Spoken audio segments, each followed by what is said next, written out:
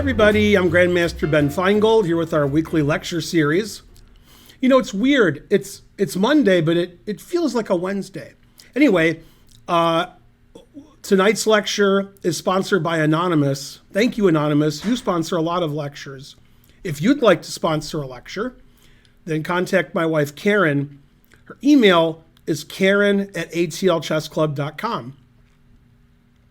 So, today's lecture is going to be on Gata Kamsky.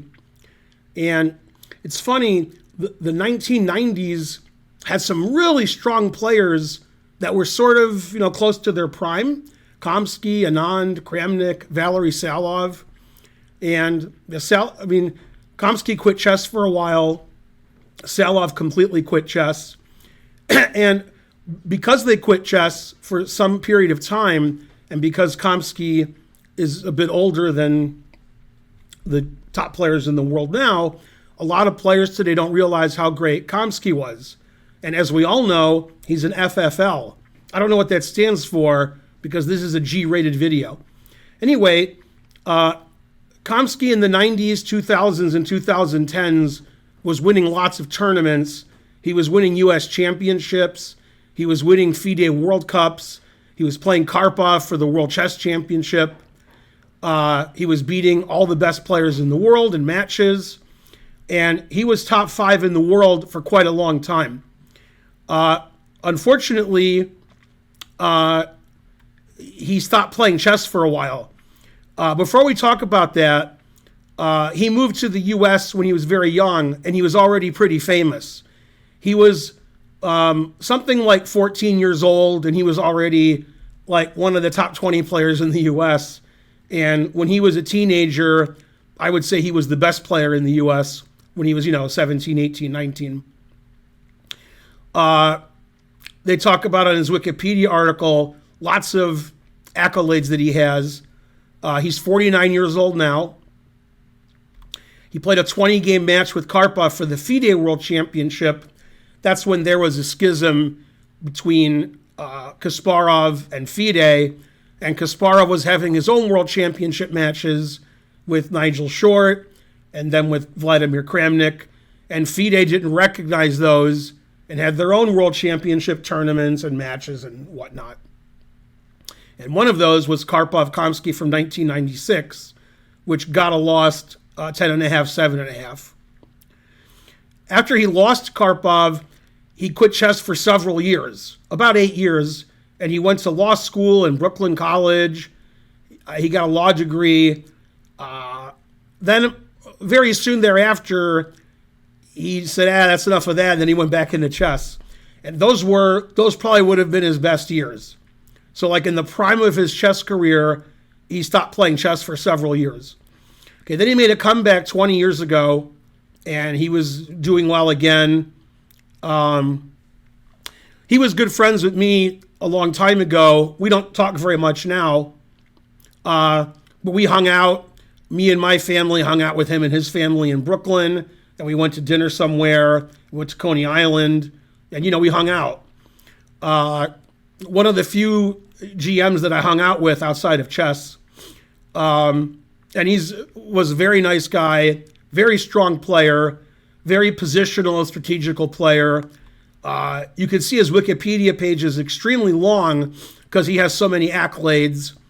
And this is the funniest part of the Wikipedia is it says notable chess victories, tournament victories. The first one says Buffalo Open 1989. Yeah, if you win the Buffalo Open in anything, that's not one of your notable victories. Then it says Tilburg World Open U.S. Championship. What happened? How'd they get Buffalo Open in there?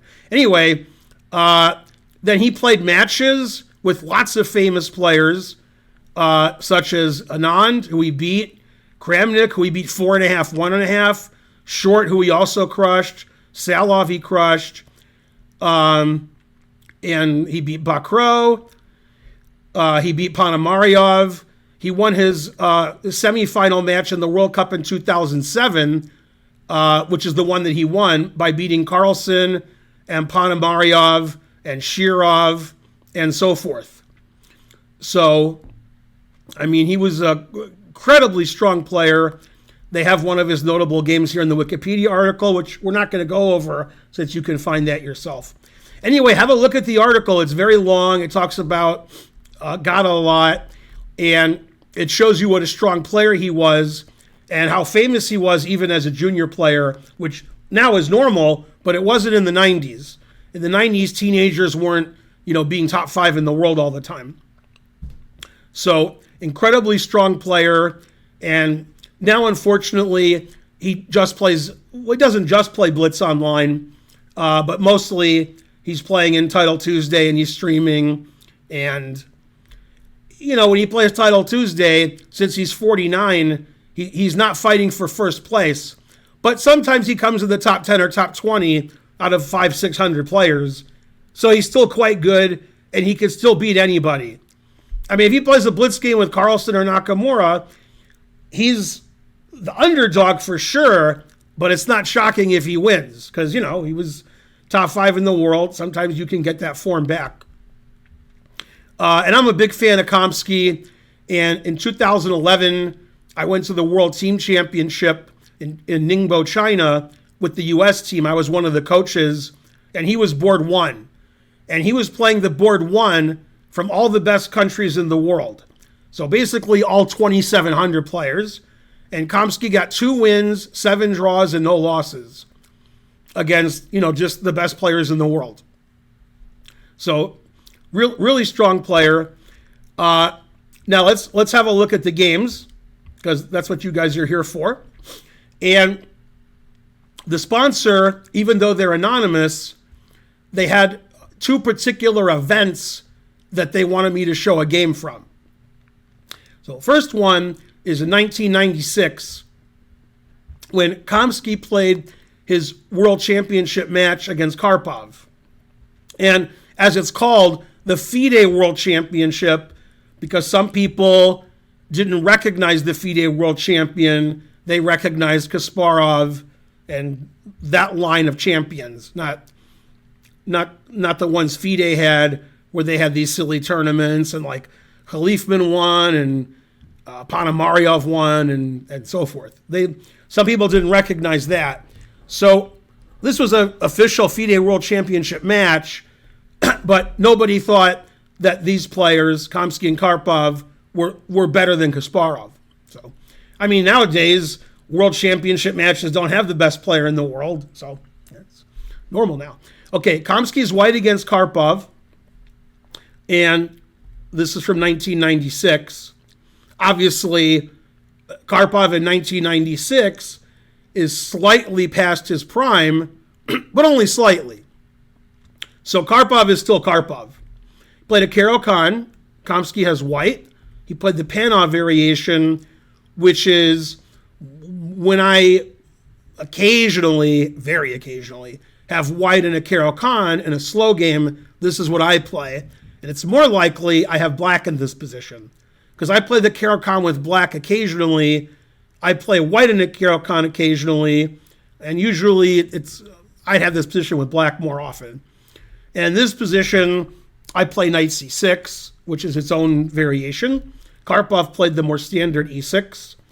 And then in this position, before 1990, people played bishop e7. And then after 1990, and including today, bishop b4 is more popular. So Karpov plays the popular move. Takes, knight takes, attacks the knight on c3. So Gata plays bishop d2. Knight c6. They just develop their pieces in castle. Bishop goes back to e7. Now his knights can use the b4 square if necessary. Castles, castles. And in this game, I think the reason Karpov lost, well, other than Kamsky played better than him, Karpov moved back and forth a lot. He moved his pieces to the squares they were at, then back to where they were at before, and kept doing it. And so he didn't get anywhere, and Kamsky was building. So not Karpov's best game. So far, Karpov's done it once. He's played bishop b4, bishop e7, but you're going to see several examples of this. Okay, queen e2, getting the queen out.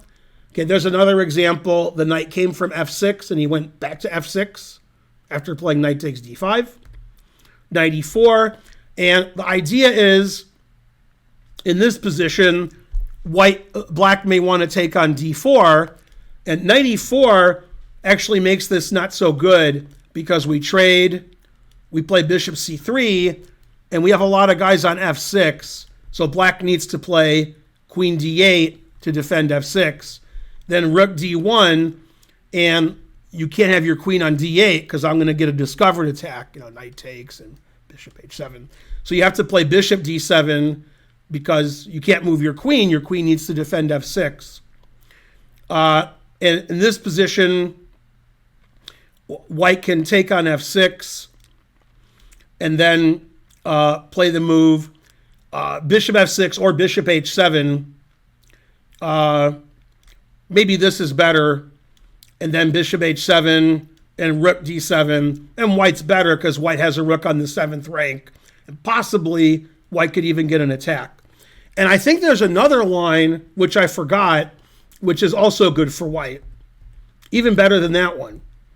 But I can't calculate the tactics as well as Karpov and Kamsky. So Karpov correctly just developed his last piece, bishop d7. You can see how passive black's position is.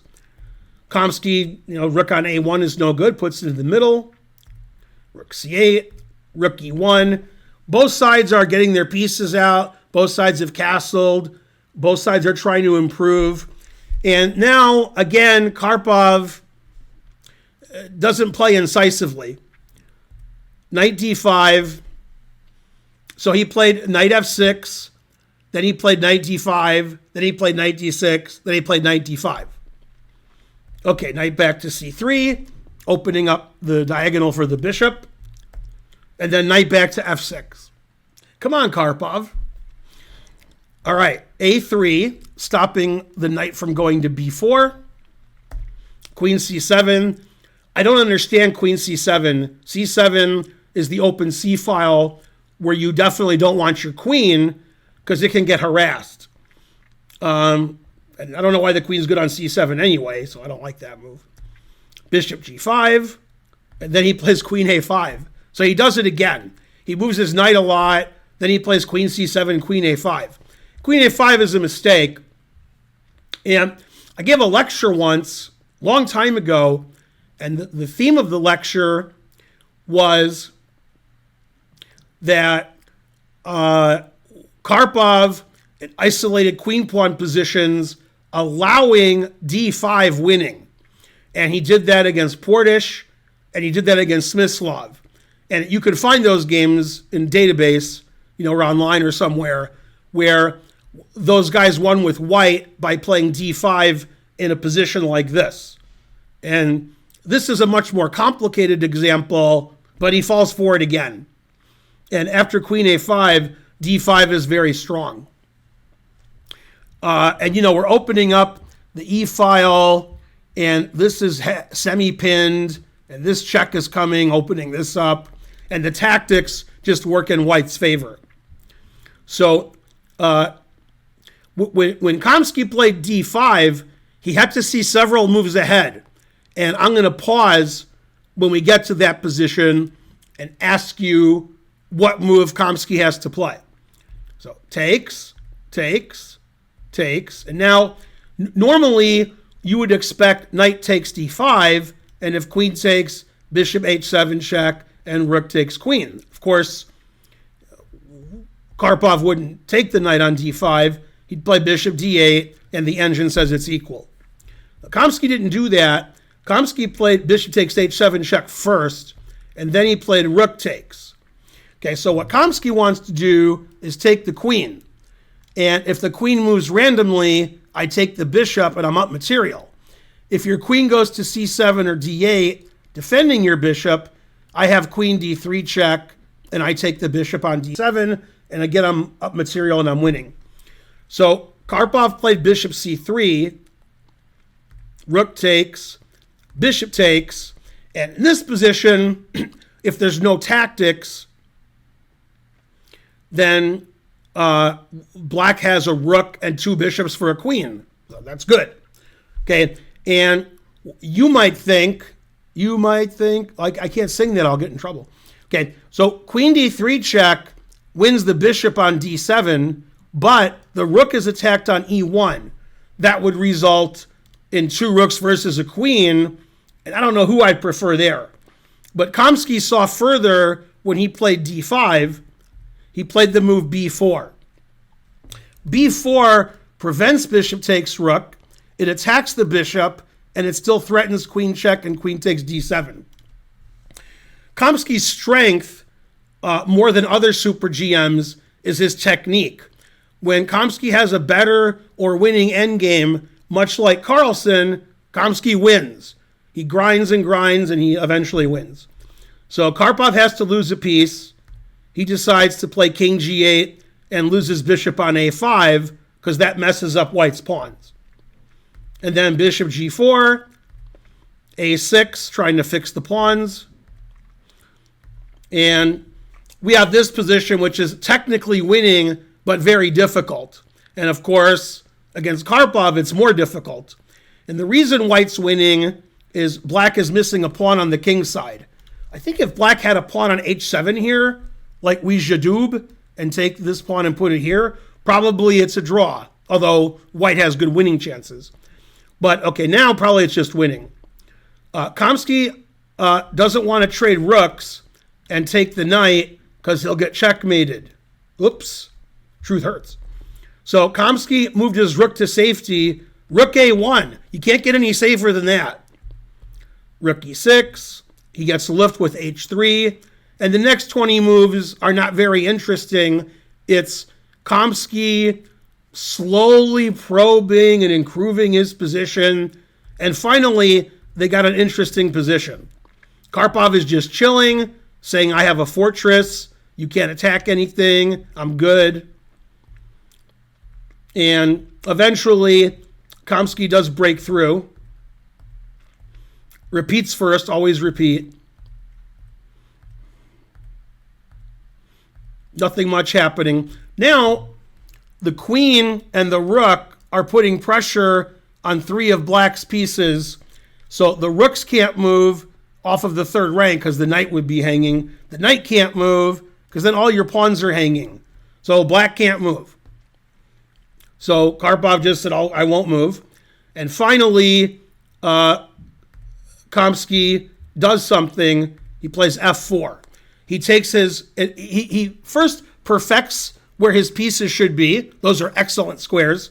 Then he says, I have 3-2 on the king side, so I'm going to push my king side pawns. Eventually, if black does nothing, king h7, king g8, then white can play f5, g4. Eventually, g5 wins the rook. Okay, so Karpov played g6 and said, don't play f5. And Kamsky said, I'm going to play f5. You still can't take with the rook because your rook is undefended. So played g takes f. Rook takes. Again, if you take with the rook, I take on d6, which he could do, but he decided to play rook e6 instead. And Kamsky kept his rook. Check here. And now white has the passed h pawn, which is a big difference from 20 moves ago. Again, Kamsky doesn't do very much. He takes his time, just moves his pieces around. Karpov has nothing to do. Karpov just trying to have a fortress. Trying is the first step to failure. Okay, now white seems to be crashing through in the center. So Karpov runs away. Pins the rook. Rook h5. Okay, now white's threatening rook h6 check, which wins the rook. So Karpov played knight e7, and he's like, if you play rook h6 check, I'll play knight g6, and I'm fine. So he played rook h7, attacking the rook. Karpov only has one move, knight f5. Instead of playing knight f5, he resigned. If he plays knight f5, we trade rooks, and queen h6 check wins the knight. So when Karpov resigned, that was, in this position, that was quite justified. So a very nice technique from Kamsky. And it's funny and I say this a lot in lectures, and I believe it, sometimes when you look at a chess game, you're like, yeah, white's just a better player than black, or black is a better player than white. You can tell by how the game goes that one person's just superior. And sometimes you can't tell who's superior. And then somebody like hangs a rook. And you're like, well, if the other guy hung a rook, he would have lost, but that's what happened. But the rest of the game didn't impress you. This game impresses me that if I'm playing the game over, I think white's a better player. And white isn't a better player. Karpov was world champion. But you can see Kamsky can outplay the world champion and win games against him without Karpov really blundering, just getting outplayed in slightly worse position. Okay. Next game is against another world champion, because Kamsky beat a lot of world champions. If you didn't beat a world champion, don't come to my lecture. This is a game against Magnus Carlsen, played at the World Cup in 2007. Kamsky won that World Cup. And what's funny about this game is the players had the exact same rating. And you might think, how does Kamsky have the same rating as Carlsen? The answer is, this game was 17 years ago. 17 years ago, Carlsen was only 27-14 FIDE. What was he, like 6 years old? He was probably 17-ish, 16. And they had the same rating. Kamsky has white, 2-game match. This was the decisive game. Okay, it's a Petrov. And after d4, typically black takes on e4. But, I'm sorry, in the Petrov, in this position, typically white plays bishop d3. But Kamsky did play bishop d3. I'm so confused. Okay, this is the position where I wanted to... This is all normal. Okay, in this position, white typically plays knight takes e5. But Kamsky took with the pawn. This is a less common variation. I know this game. Okay, then they develop their pieces as they're wont to do. Everybody's developing their pieces and castling, having a good time. And this was played pretty quickly, I think. This is like a main line of this variation. Notice Kamsky has all of his pieces out and he's castled. And black hasn't castled yet. Now, the tactics of this variation are, this rook is overworked. So if I'm like, la, la, la, la, la, I'm going to win a pawn. Okay, then I can take this, and if you take back, I take the bishop. And if you take on c6, I can take this, and black has 2 bishops, and it's fine here. So in this position, Kamsky plays bishop d2. Now Kamsky's threatening to win a pawn. Now you just take the pawn, because there's no queen takes queen. And even if there was, now my rook is defending it on the a1. So, okay, so Carlsen got the 2 bishops, but for how long? d4. And very positional, strategical game, which you would assume would favor Carlsen, because that's his bread and butter. But that's Kamsky's bread and butter, and Kamsky's like sort of the right age in 2007 for being a world's best player, and Magnus is a little young. So Kamsky played a3 to stop bishop b4, or knight b4, and then nothing much happens. They move their pieces, positioning their pieces, trade bishops. Okay, now white has chances for a big attack against the king, and black is like, I have 4-3 on the queen side. These pawns could be weak. This pawn could be weak.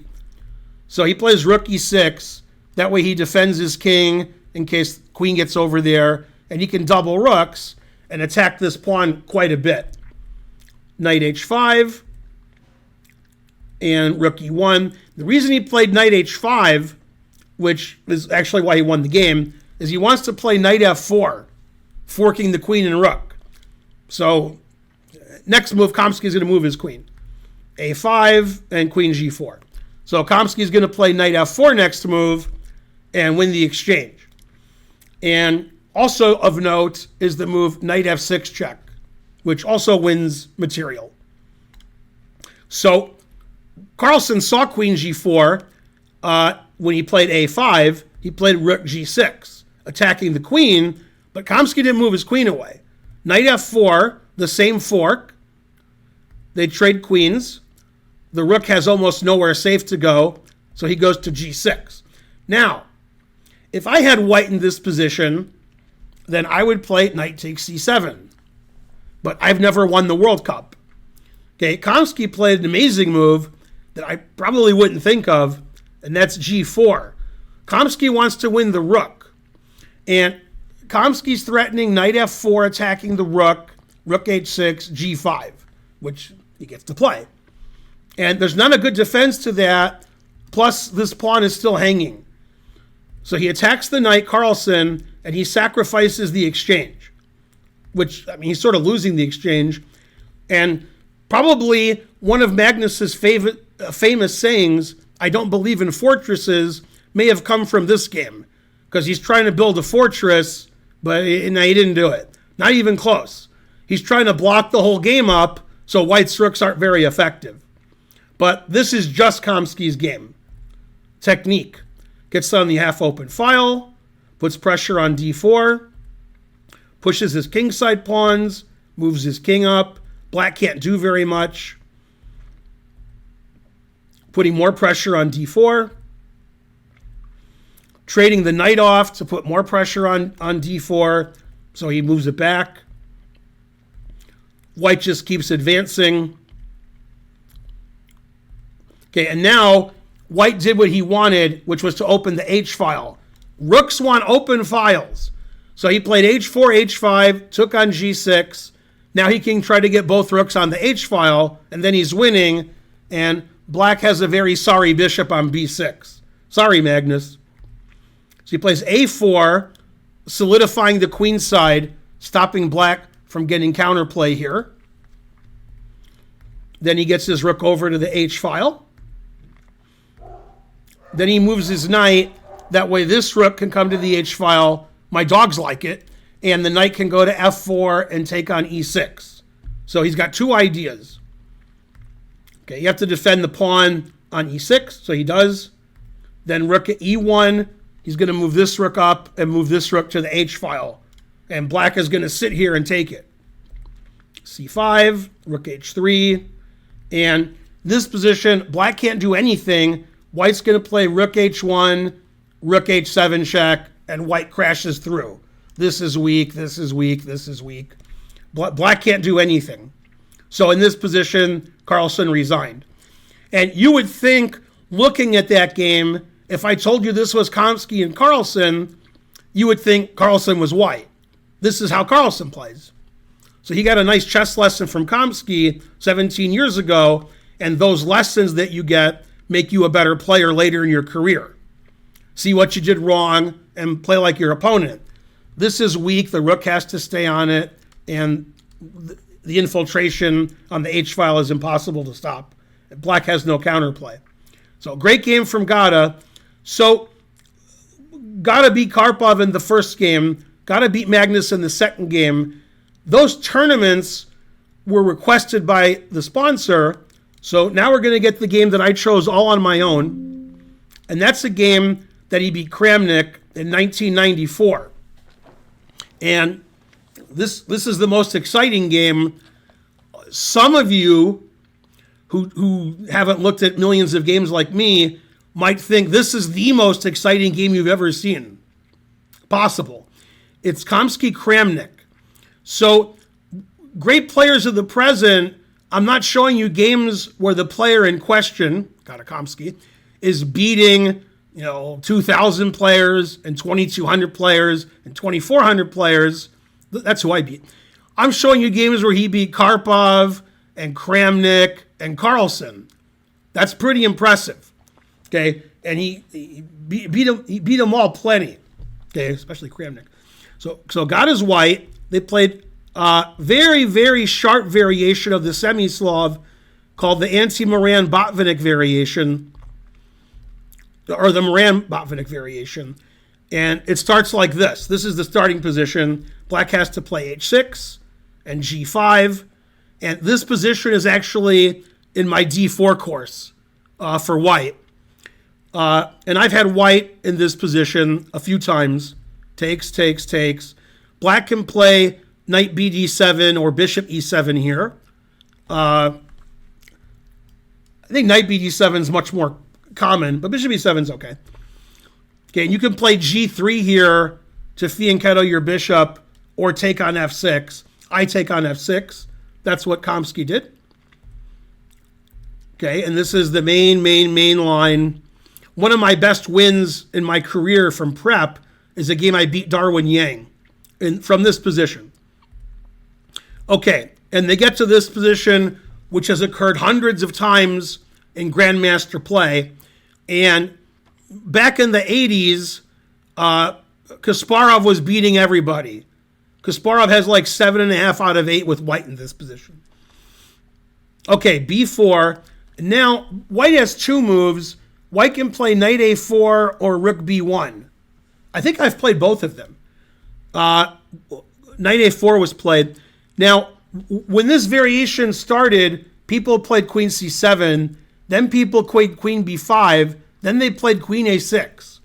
And this was played in 1994. So this is when queen b5 was popular. Okay, a3, that's the main move. And the best move for black, strangely, is knight to b8, unleashing the rook on this file.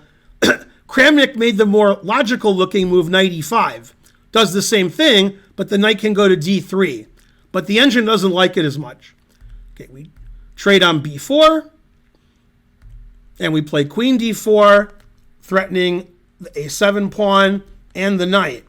Of course, if the knight was on b8, the knight on e5 wouldn't be attacked. Okay, so knight c6, and this queen sack has been played before. Takes the knight, takes the queen, takes the bishop check, and king c7. And there's a few games in this position too. Okay, bishop e3, he's attacking the rook, and if the rook moves away, bishop takes a7, you know, white's getting a lot of play on the queen side. e5, this is still theory. Knight c3, also theory. Sacrificing the knight, but opening up the rook for rook takes a7. And don't forget the bishop is defending my pawn on the 7th rank. Takes, takes. And in this position, there was a game played between Salov was white. I forgot who was black. It might have been Bakro. And rook d6 was played in some position. Might have been this position. But he played bishop c5. That makes more sense because the rook is stopping the pawn from queening after rook b1. And, okay, material's sort of strange. Right now, white has one piece for a queen. So winning material isn't really that important. What's important is attacking the king and trying to promote without being captured. So he takes the rook and plays rook b1, attacking the queen. If black just gives up a queen for a rook, then white's up a piece. So he moved his queen away, and now he plays rook a6. So in this particular position, white has an obvious threat. White's threatening rook c6 check, and if we trade everything on c6, then white can queen on b8, and white's going to be up a rook at the end. Okay, if you can't see that, I'll make a random legal move. I do anyway when I play chess. And then I make a queen, and now white's up a rook. Okay, so black didn't like that, so Kramnik played in this position rook b8. Now that doesn't work because the pawn can't promote. Okay, and now Kamsky played a brilliant move, and to be perfectly honest, I don't know how much of this was prep. I don't know if this was prep, or maybe his prep ended here, or maybe his prep ended here. I don't know. It could be that this is still prep. It's possible. Okay, and in this position, Kamsky made an amazing move. He repositioned his dark squared bishop to a better place by always retreating. Bishop c1. He wants to play bishop a3 and bishop d6 check. And that's a pretty nice threat. Pretty good. Okay, so c3, Kramnik has his own passed pawn, bishop a3, queen c4, bishop check, and then bishop to b5 check, a c6 check. Now, if you take this, I check, you defend your queen, and then unfortunately for black, it was black's move here. I think black's doing okay, but I had check, and then I play rook c8, and I win your rook. So you can't do that. If you take this and trade, then I'd take your rook on b8. You can't do that either. White's up a rook. So you can't take the bishop. You can't take the other bishop. So you play king e6. Because he can't play king e6. Okay. And Kamsky played bishop b5, attacking the queen and threatening discovered check, taking the rook and queening his b-pawn. Okay, bishop takes f2 check. Kramnik wants to get a perpetual. So he's like, I'll check you forever. Haha. Now, queen e4 threatens to take the rook, and queen h1 check, which also wins the rook. And also there's some other checks where black might have a perpetual. Rook e1, check. Looks like black might have a perpetual, maybe. And black says, no, I don't. After queen h5 check, king g2, that's the end of the checks. So he takes the passed pawn on b7. Bishop takes e5 is check. We have to block with the rook. We can't keep the pieces on the board. White has too many pieces. Bishop c4 check. We can't play king f5 because g4 check is a discovered attack on the queen, which is a pretty cool tactic. So he plays king d7. Rook takes check. You can see the black's getting mated. Rook c7 check. And here Kramnik resigned. If he plays king d8, I check and mate. And if you play king b8, I have a funny windmill. Now, I'm sure I have mate, but I don't have the engine working for me. I'm working for myself. You check, it's discovered check. Then you check again, and then you check again, and you win the queen on h2. Okay, that's a very easy way to win, and probably if I was an engine, after king b8, I would announce mate somehow by doing something else. There's some mate probably somewhere. But okay, that's enough to win. So in this position, which was an amazing game, where Kamsky sacrificed a lot of material and ended up winning against Kramnik, and this was in the World Championship candidates match they played, which Kamsky won in 1994. Anyway, I want to thank Anonymous again. Anonymous sponsors a lot of lectures. Please like and subscribe and leave a comment. I'm Grandmaster Ben Finegold, and I hope you enjoyed this lecture on great players of the present, Gata Kamsky, and I'll see you guys next time. Bye.